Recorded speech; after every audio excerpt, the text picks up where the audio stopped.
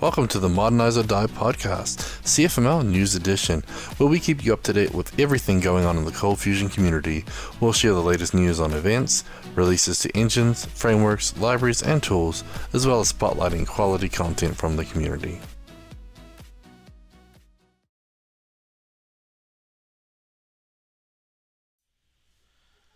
Hello and welcome to the Modernize or Die podcast CFML News Edition.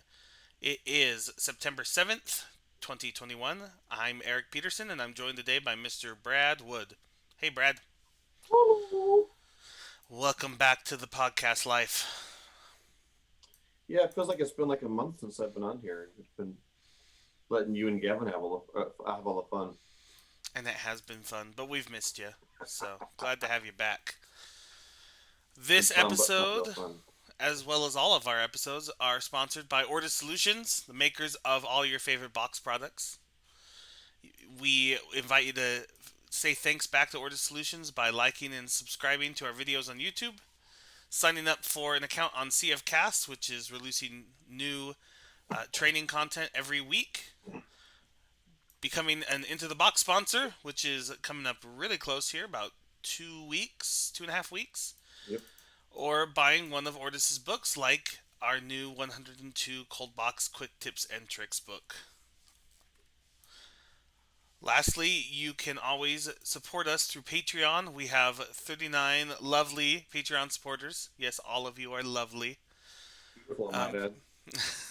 Providing all the funding for this podcast and 41% of the way to providing the funding for the ForgeBox.io package repository.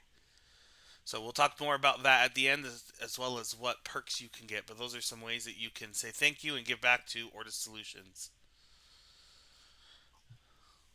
So we have a couple of event stuff that happened this week. The first one that I saw was CF Summit has been announced. I saw that. In fact, I saw it because I saw some people on Twitter being all surprised that Cold Fusion still exists.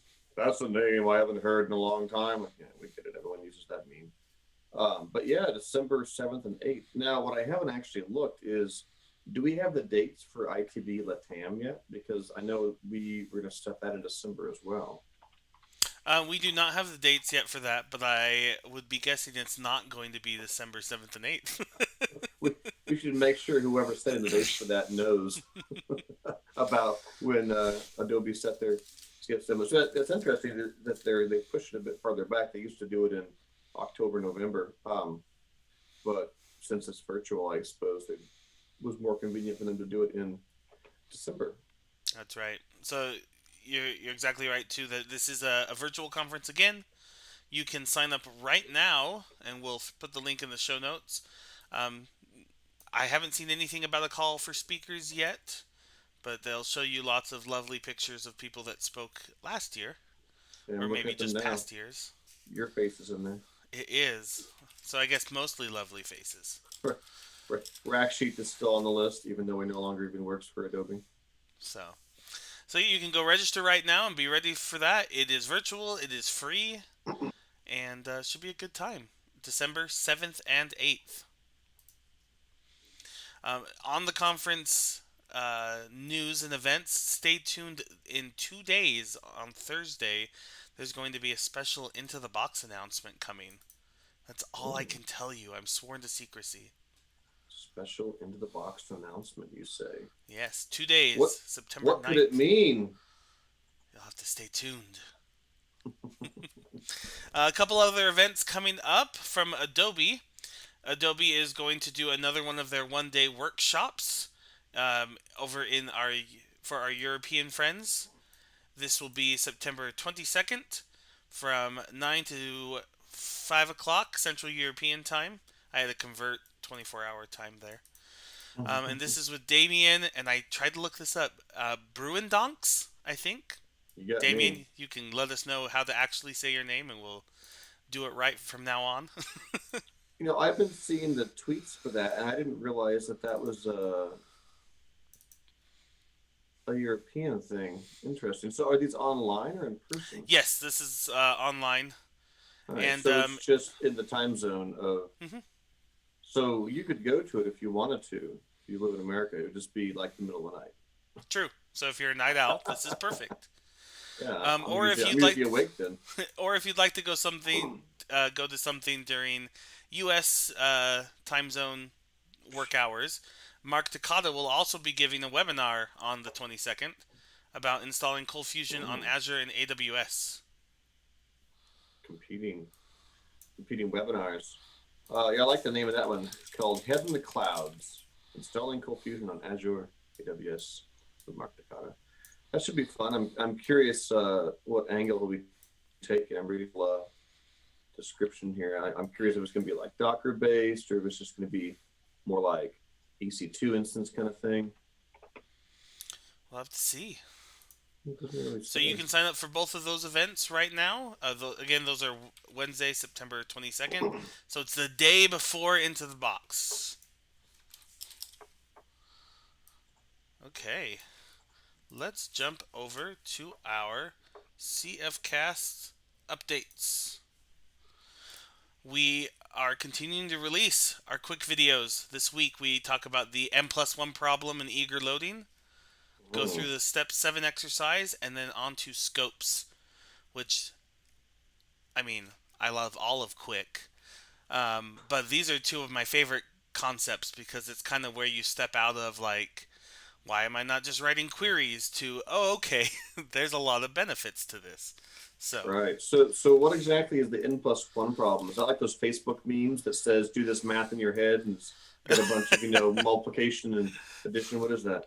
Not quite. This is where when you're trying to grab a bunch of data back, you end up executing N+1 queries, where that is you execute a query. For instance, if you're getting like posts and their author, and you get 10 posts back, you'll end up doing, and their author, you'll end up doing 11 queries.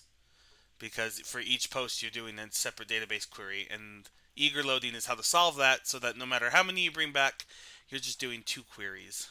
So it's one of the places where it's a problem that everybody's going to run into, or I should say most people will run into with their database design, and you can either write all the queries, custom queries for each of these cases, or you develop a system like most ORMs have to solve this with eager loading. So, yeah. Very nice. And then scopes are Quick's way of giving a name to a bit of SQL, whether that's adding a column, making a virtual column, ordering, filtering, giving names to things so that your queries read very fluently. Fluently. Your Yes. queries can read? Your code has become sentient. It's now fluent in the English language. All right, so expect more up on for Quick in the coming weeks. Step 7 of 13, I think it was, maybe 14. So nice. I've been proud of the continual stream of content you guys have been getting on Quick, and I can be proud of it because I have nothing to do with it. I haven't been responsible for any of it. It's been very nice. The people subscribing to CFCasts. I said on Quick, I meant on CFCast, even though we're just talking about Quick content. People subscribing to CFCast definitely are getting regular, fresh, exclusive content, which is pretty cool. absolutely, I've been super happy to see that as well. It is, I can't think of another Cold Fusion specific training quite like it. That's because there isn't. All right, let's jump over talking about conferences. We've mentioned a lot of these already. We mentioned Adobe Cold Fusion Summit is available to register. It will be December 7th and 8th, virtual. And Into the Box is in 2.5 weeks. Live and in person. September 23rd and 24th. You can go and register as well as view the speaker lineup and decide which ones you're going to attend in person and which ones you're going to watch after the fact. Now's the time to talk to your boss about getting those tickets. That's right. We want to see you guys there for the after parties. And as always, if you are starved for conferences, comps.tech is our friend. You can go there and search by language, location, and online, in person, and find a conference to fit that need you have. You're addicted. You're sick, man. All right, let's jump into our blogs, tweets, and videos of the week. First up, let's talk about one I saw from Mr. Mark Takata over on the Cold Fusion portal. It might have been a little. I don't think we covered it last week. It was a little older, but it's about the Cold Fusion CLI, and I thought this would be a fun one to talk about, especially with our resident CLI expert here. Kind of compare and contrast with Command Box. So in Cold Fusion 2021, Adobe released a command line interface, which in this article, Mark's just going through kind of the basics where you can use it like a REPL or even a little bit of a script runner. I'm a little excited to see more when it gets into like the new CFPM functionality in 2021, because that's the part I have no idea what it's doing. Well, the funny thing is CFPM, from my understanding, is really wholly unrelated to the CFCLI. It's just a completely separate. I mean, there's a batch file and a shell script, depending on what operating system you're on, that calls some jars. I don't.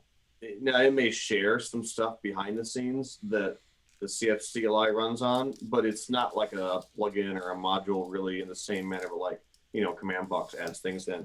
The CFPM is just a kind of a separate set of jars from what I've seen that downloads and installs modules into Cold Fusion 2021. I mean, the CFCLI is sort of just a separate batch file you can run or shell script that essentially gives you a REPL and the ability to run, stock CFM files, which is more or less close to the original functionality that Command Box shipped with like 6 years ago. Right. Except for running on Adobe Cold Fusion, and you have to actually install Cold Fusion, to run it. It just kind of piggybacks off the jars in your existing Cold Fusion installation, so it's not quite as self-contained as Command Box, but it's more just kind of a bolt-on. You have Adobe Cold Fusion installed, and then the CLI kind of uses those jars. Mark did mention that you can get the light version, which is like 147 megs. That's not terrible. Now that I quit using Pack 200 because Java 14 dropped support for it, Command Box is like 80 megs now, which doesn't include the JRE. So that's honestly pretty nice compared to the fact that Adobe Cold Fusion Wars used to be about 300 megs just for the Cold Fusion, jars without the JRE. So anyway, yeah, I mean, it's interesting. I mean, I wouldn't use it personally unless I actually wanted to use a REPL built on Adobe Cold Fusion. I usually just use TriCF if I ever come into that. But yeah, it's almost so funny. The REPL, I kind of get the feeling very few people ever use the REPL. I actually use Command Box's REPL quite a bit just for toying around. I don't get many questions on the REPL, so I don't know how many people ever just crack open the REPL to run some code and see what it does. I don't know, maybe it's not that many. Unfortunately, the CLI that Adobe has doesn't have, any sort of command, concept. There's no scaffolding command. There's no extensibility. There's no, life cycle events. There's not, plugins with frameworks and things like that. As far as I know, it's basically just a REPL and, include a CLI file or a CFM file. It is interesting that they added some additional scopes into their REPL. Scrolling down here, because they have application argument, request this. Where's this? I thought there was a CGI scope they added. Where did it go? I mean, I just read this blog post the other day. It's CLI. They have an object called CLI that you can use to get arguments and such. Right. What's interesting is in Command Box, you can do the basic, here's a CFM file, just run it. But I consider that to be really janky, and I don't even recommend it anymore. Command Box has superseded that with task runners, where instead of a CFM file, which isn't encapsulated very well, you can't extend things. There's not a clear arguments coming in, return values coming out. task runners are implemented as a CFC with a run method. And so I really like the encapsulation of that, and then you just use the regular argument scope to get things in. And we have things like the print helper. So they kind of gone a slightly different direction with some of the stuff they do, but you can execute similar deals. Now, I think it would be fairly difficult to do anything too awfully complicated from Adobe CLI. And one of the main reasons is Lucy Server has a heap of features that Adobe doesn't have. For instance, the ability to set up data sources on the fly. In CF Query, in Lucy, you can pass a struct into the data source argument of CF Query. And instead of saying data source equals a string, which is the name of my data source, you can have in your CF Query tag data source equals a struct that defines all the data and it just creates an on-the-fly data source. You can do that in pretty much all the database tags in Lucy. You can also create on-the-fly data sources with a CF application tag. Again, a feature Adobe doesn't even have. So there's a lot of stuff I think would probably be pretty difficult to do. Anything too difficult. But anyway, I mean, it is what it is. It is interesting to look at it just since I've spent the last 5 or 6 years building things, but on top of Lucy. We had a question in the chat. Why do you think Adobe came out with a CLI? I don't know, probably because people asked for it. We had looked at creating an Adobe version of Command Box originally. In fact, I'd even talked to Rakshith about it years ago. And it wouldn't have been too impossible, to have the same Command Box code just bootstrapped by Adobe. There's a couple main reasons we just didn't go down we didn't go down that path. The biggest one is it was nearly impossible to encapsulate Adobe in as small and convenient of a package as it was Lucy. And the second thing was we were already a couple of years of development into the Command Box CLI, and I had hundreds of places where I was using Lucy specific features and syntaxes that Adobe didn't support, and I would have had to go back and refactor those. And so there really wasn't a huge benefit to having an Adobe version of Command Box. Because in reality, most people using Command Box didn't really care. It was a black box, it just did stuff. For instance, did you know the Docker CLI is written in Go? No, because you probably don't care, right? You know that Vagrant's written in Ruby? No, because you probably don't care, right? You know the Homebrew is written in Ruby? No, you probably don't care, right? It's just a tool. It does things. So outside of the REPL and the script execution, it's just a CLI that does stuff. Who cares what's under the hood? So for the most part, we're like, we could make an Adobe version of Command Box. I don't think most people care. They'd be like, does it still start a server? Great, that's all I wanted to do. So there just wasn't a huge cost benefit thing there for us to make an Adobe version. So Adobe eventually kind of made their own version, but it's obviously very limited in scope of what it does. But anyway, enough on that. I think the CLI stuff is interesting, and I'm glad Adobe has it. It's a fraction of what Command Box does, but it is what it is. It was a fun history lesson there. Thanks, Brad. Yeah, all kinds of history. All right, let's jump into the Ben Nadal corner. Thanks to Ben, we have a show this week. I guess we'd have a show. Thanks to Ben, we have 3 more blog posts to talk about. So let's jump into them. Speaking of some developer ergonomics, from Lucy to Cold Fusion, this first blog post is about using relative file paths to configure application mappings. And I'll be honest, I had not thought of this. So Ben's talking about how Adobe's application mappings are always what's the word? Engine level or server root. There you go. It's based on where the server's installed, not necessarily where your application's running. And you mean if you use a relative path, not an absolute path? A relative path. Oh, weird. I'll be honest. I always assumed it just had to be an absolute path because I've always just expanded my paths. I've never even tried relative. So I'm with you. It's probably because it never worked when I did. I 100% agree. So he has a line in his output. Let me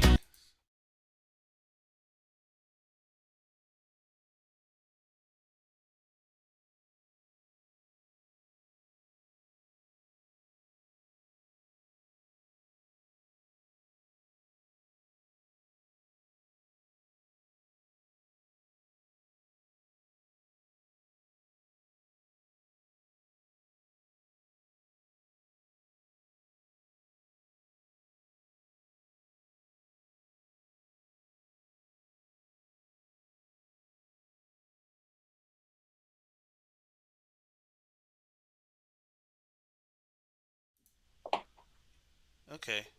Sorry about the losing audio. We'll talk about it without showing the screen because evidently I don't have the right audio set up there. When you switched to the screen share, I bet it killed the audio. I apologize. Okay. Yeah, we just gave the secret to the universe away, and you guys didn't even hear it. My gosh.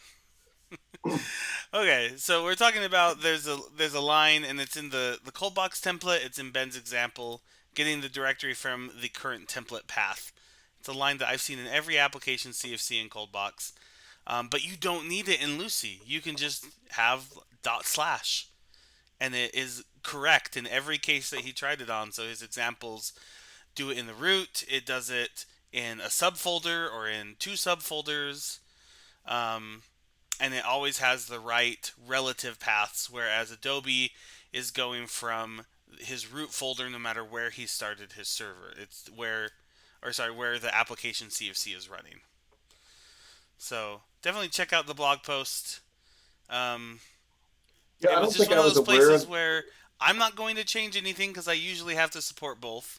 Right. It was a nice oh, that is very nice. Thank you, Lucy. I hope this is supported everywhere one day.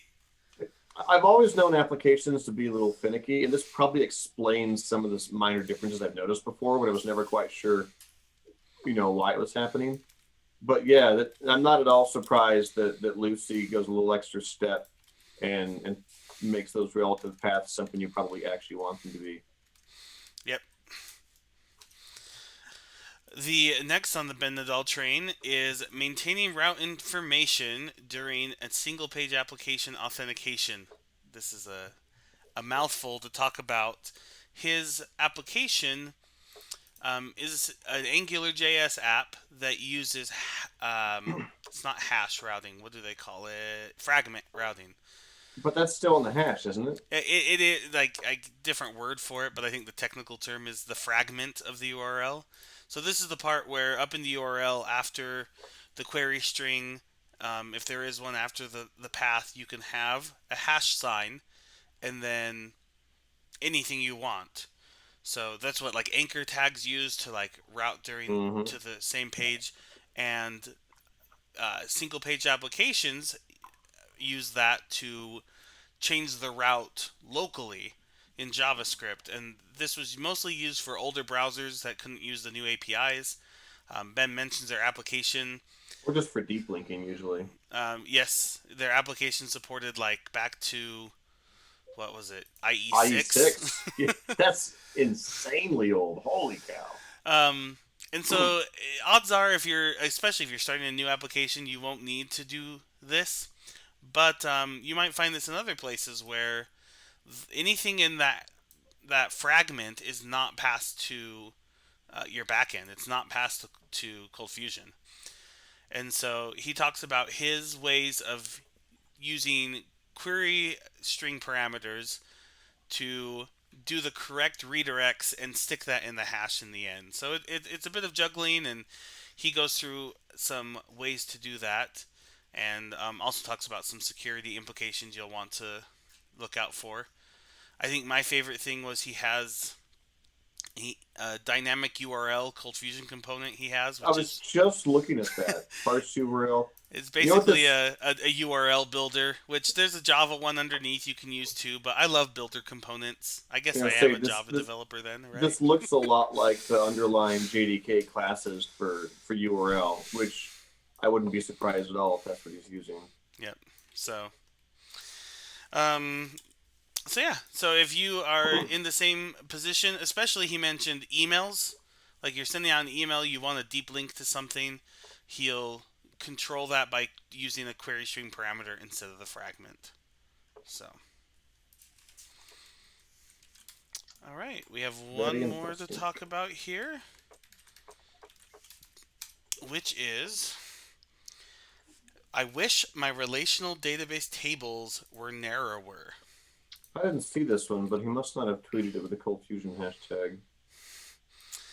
So this one I brought in, not necessarily ColdFusion specific, but since ColdFusion is a backend language and we love it for its ease in querying databases, seems relevant to talk about. So this was talking about, I think the impetus was he wanted it to, when he queried a database, to use as many of the columns that were listed there in his data that he returns. So the opposite would be, you're querying a table, you only need 2 columns from it, but there are 50. Obviously you can select just those 2 columns, but he goes through a list of benefits that he sees in having these narrower tables.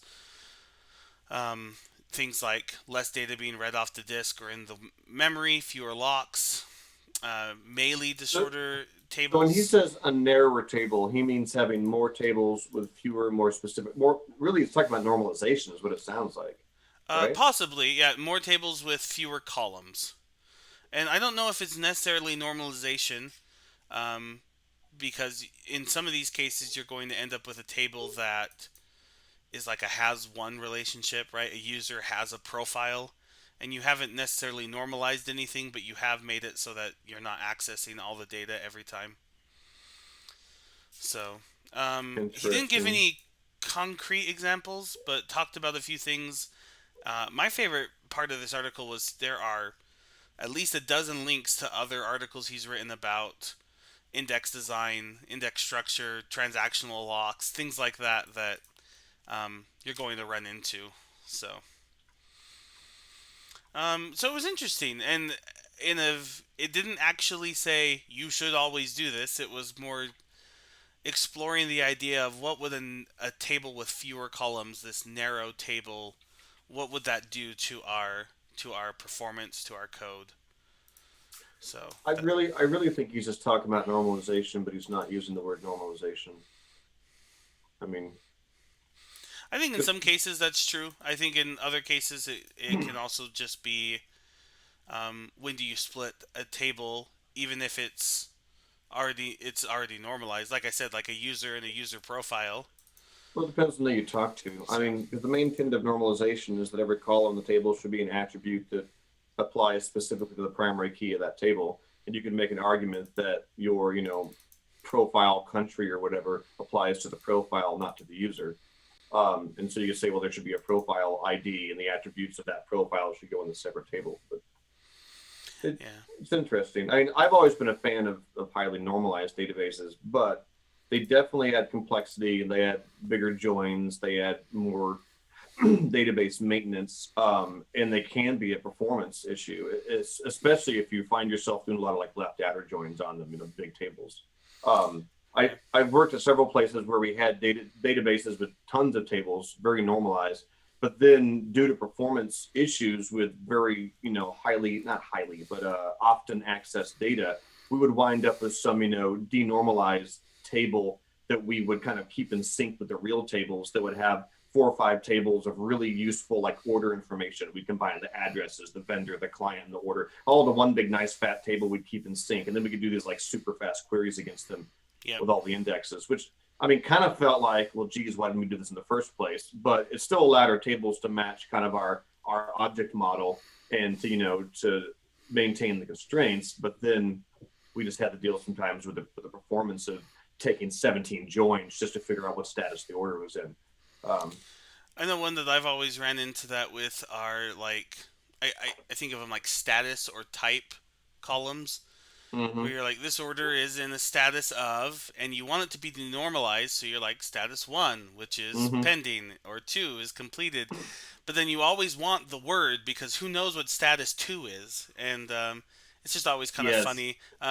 yes. More modern databases have like enum columns now, where you can say this column Mm-hmm. status is one of these 5 things, and then it is still denormalized without having this separate table. I That's appreciate that. that's kind of nice.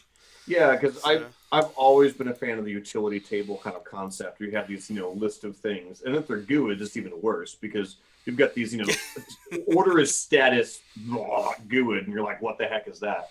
And so I'll end up creating a view of almost every single table that pulls in all the utility things. But yeah, you start looking at the execution plan behind the scenes, and there's a lot of different tables that all get pulled together to bring that data in. Yeah, yeah. I think you have to be pragmatic. Hmm. You have to kind of go one direction until it hurts and say, okay, so do we back off a little?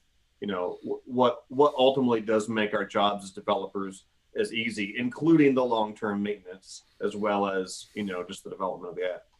Index views were just mentioned in the comments.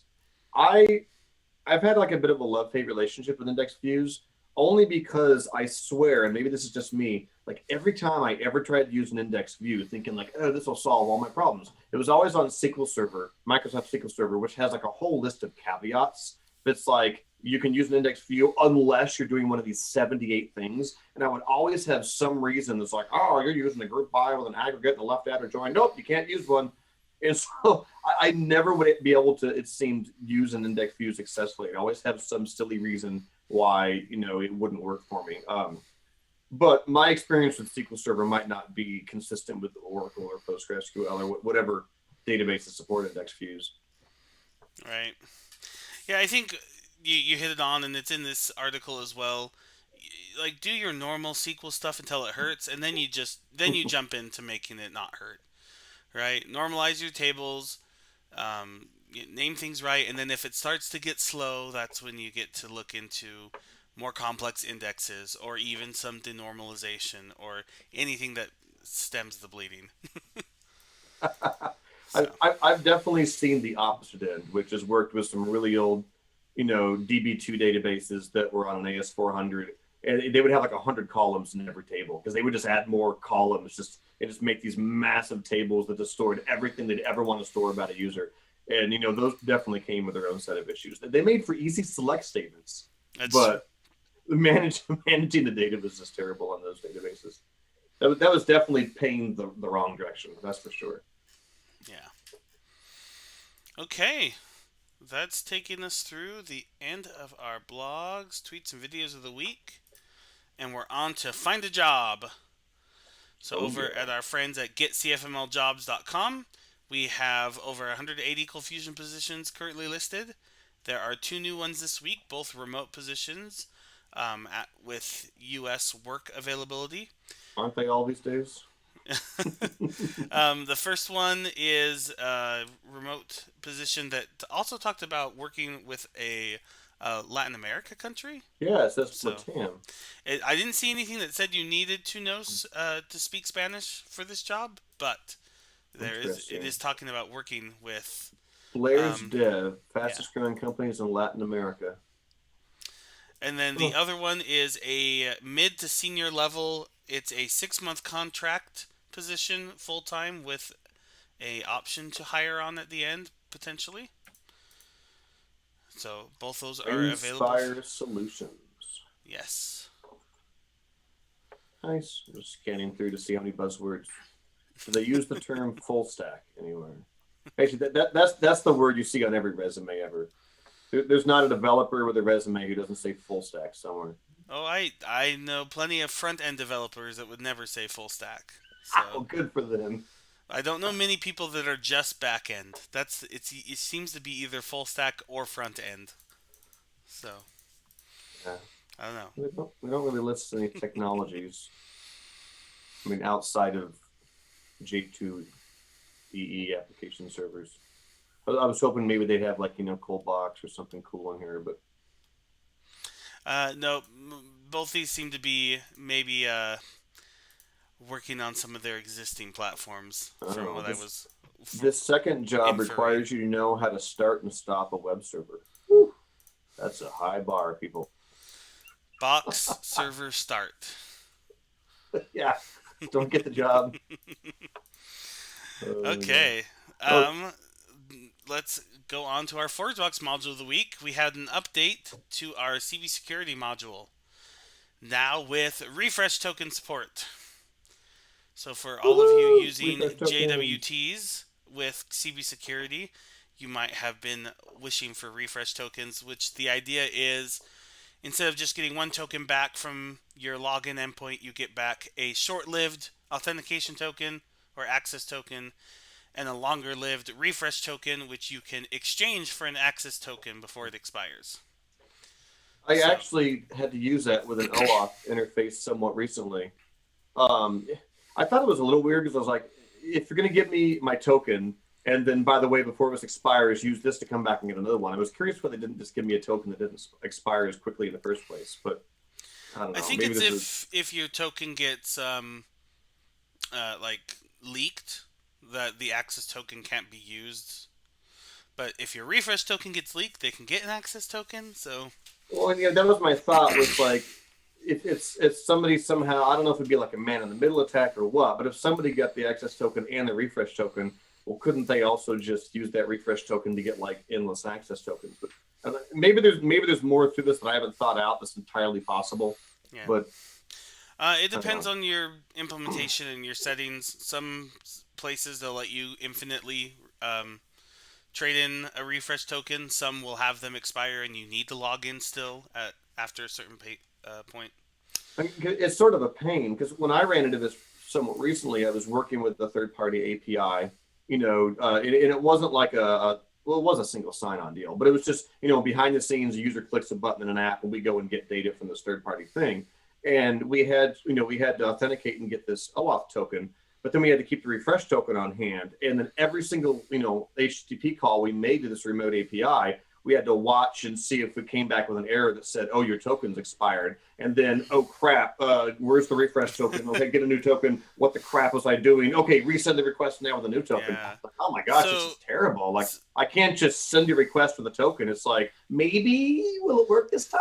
Oh, good, that one went through. Yay, I 100% hear you, and that's one of the things I was so excited about in our CBSecurity implementation.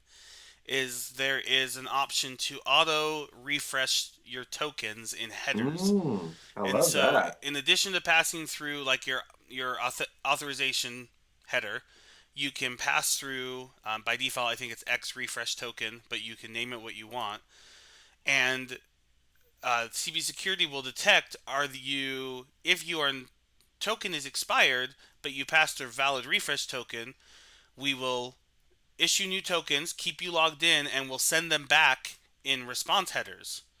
And so now your client side just needs to always send those tokens, and if there are new ones that come back, save them in whatever storage that you're doing. So there's none of that, like you said, this like 3-step dance of try, oh no, then refresh, then do original, and yeah. So and make Yeah, sure I you're not in definitely an like that infinite flow. loop.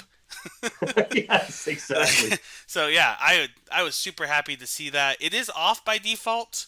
Probably just not to surprise anybody. I immediately turned it on for the implementation I did because that is very handy. Saves a ton of client side code. So I like it. Well, I mean, this is good stuff to have because a lot of people are using, Cold Fusion, even, Coldbox powered REST APIs as, a backend in front of, some kind of single page amazingness or just a public API. And, having this kind of functionality that we can have baked in through CBSecurity, I think is a real benefit because there's a lot of applications using this. So very cool. awesome. Onto our VS Code hint tip trick of the week. I feel like extension should be in there somewhere too, because that's mostly what we talk about. This week I chose the SQL Server extension from Microsoft. For one specific feature, it does a lot more. But you can execute like a script or a SQL query against the database and see it in your VS Code window. But my favorite thing is then you can like right click on it and save it to JSON, which just made me happy. It's like, let me grab this Nice. whole response and now it's an array of objects. So there's a So lot more in there. is this made by Microsoft? It Looks like it. is, yes. So I'm kind of curious if they're competing with their own SQL Server Management Studio here. This definitely doesn't do most of that stuff. Well, right. I guess I Um, wouldn't expect it to. I mean, because Management Studio can be a massive download. I mean, you get a new laptop and you're like, oh, I got to do some work with a client SQL Server database. Let me just download this 900 megabyte installer, right? So I can run a SQL query. Which is like, oh, you need 8 new versions of .NET, and runtime libraries to make it work. So, I mean, if this is like a super lightweight, like do some basic database stuff, I'm all for it. It's just kind of interesting. I'm curious if they're trying to solve things with this they don't solve in SSMS, or if they're kind of admitting that SSMS is like a total like dog and a bit of a pain to use. And I also want to know how it handles Windows authentication, because half the databases I interact with, I have to use Windows authentication, which over like a VPN, when my actual computer itself isn't on the domain, is a bit of pain. I have to have a batch file that I start, SSMS with, using the right username, put in the password, just a total janky thing. I have to have a separate SSMS window. I'm really curious if they've addressed that kind of stuff here, or maybe they haven't, and I'm just, have my hopes up too high. Probably the latter. Probably the latter. Yeah, another reason that you'll install this is just for the nice syntax highlighting, especially if you have any like T-SQL scripts, you're going to want that. It will include IntelliSense, go to definitions, things like that. Oh, yes, that's worth it. I was just messing with some local SQL scripts, and I was just editing them locally. I didn't want to run them. And I was opening them up in like CF Builder or something. It was like no code highlighted. I'm like, oh, this is like stupid. But I didn't want to open them up in Management Studio because it takes like 10 seconds when you double click on the SQL file before it finally opens up. I just need to throw this into VS Code and it would have solved all my problems. There you go. So, side note, there is a new, I am trying to find the name of it, but kind of a new successor to SQL Server Management Studio that is like Electron based, kind of VS Code based even. Is that more along the lines of like what the Azure SQL Server? Yeah, Azure Data Management or something like that. Yeah, I looked at that once and I hated the UI, and I don't think I ever opened it again. I have decided after, however many years it's been of working with databases that there is no such thing as a good database client. Like, there's just too much that they have to do to be, like, beautifully designed.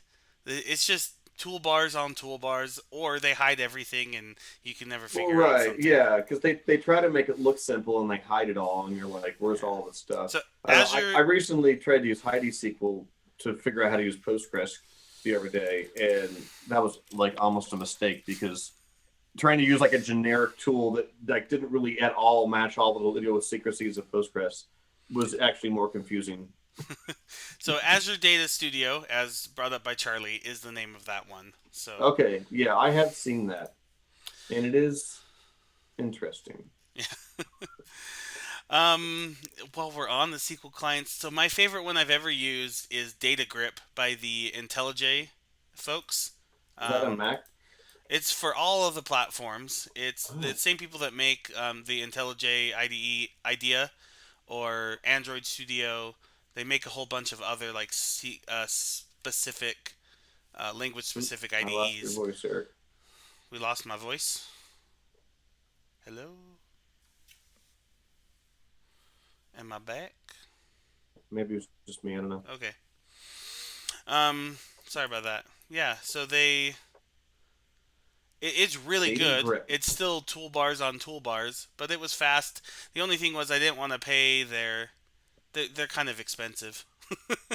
So most of the time I use a dbeaver, which is an open source one that it works. Like I said, I don't think there's a good option. There's just not terrible options. Once I get used to a tool and I finally kind of get the keyboard shortcuts memorized, I'll end up sticking with that tool for a while just because I kind of know it still works. Which is why I've used Heidi SQL for years for MySQL and as of recently Postgres. I mean, it's not really great, but at least I vaguely kind of understand how the crazy thing works. And so, I'd rather stick with that than trying to install something new and just being like lost all over again. But I don't know. It's free, so I can't complain too hard about something that's free. Yeah. Awesome. I'm jumping back to something way back there because it's jumped back in my head. You mentioned that with a CLI tool, nobody cares what it's written in. And usually, yes. I was playing around with the clients. We were trying to do some load testing, and they wanted to use a new tool called K6. And this was the first time I've ever seen a tool that is written in Go, but the file that you write to execute your tests is still JavaScript.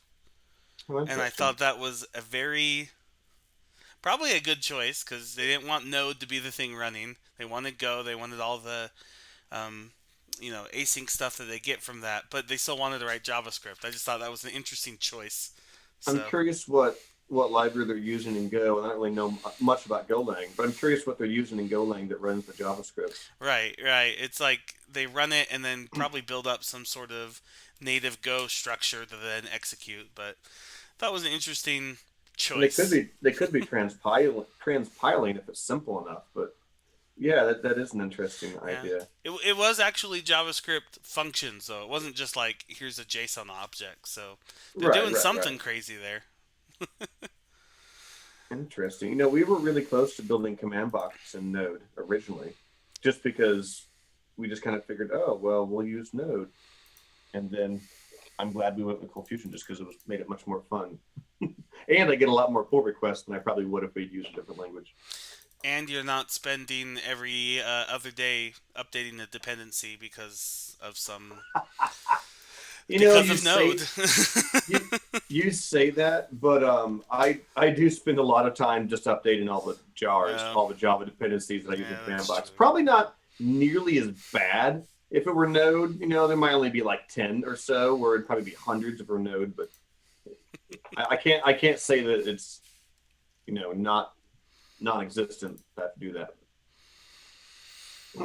Alrighty, I think that brings us here to the end of our episode today, and thanking our lovely Patreon supporters.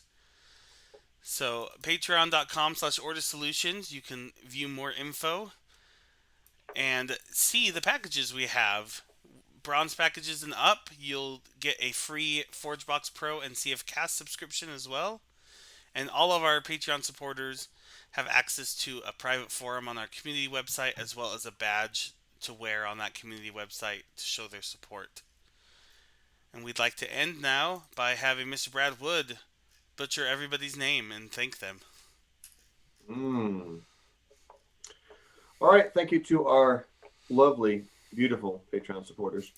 John Wilson from Synaptrix, Don Bellamy, Eric Hoffman, David Bellinger, Dean Maunder, Gary Knight, Giancarlo Gomez, Jonathan Perrett, Mario Rodriguez, Jeffrey McGee from Sunstar Media, Yogesh Mathur, Joseph Lamry, Ben Nadell, Brett DeLine, Carl Von Stetten, Charlie Earhart, Dan Carr, Daniel Garcia, Diego Snicky, Edgardo Cabezas, Jan Yannick, Jason Diger, Jeff McLean, Jeremy Adams, Jonas Erickson, Jordan Clark, Kai Koenig, Laxma ends with a T, Leon Cerimelis, Matthew Darby, Matthew Clemente, Mingo Hagen, Patrick Flynn, Ross Phillips, Scott Steinbeck, Sean Oden, Stephanie Monge, and Stephen Klaus.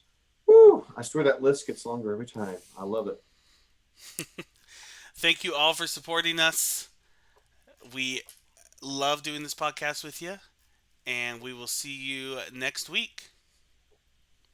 Adios, amigos. Show notes for this episode can be found at cfmlnews.modernizeordie.io, where you can also subscribe to your favorite podcast player like Spotify or iTunes. We also have the link to YouTube to find more videos just like this. The music used in this podcast is under a royalty-free license from Sound.com and Blue Tree Audio.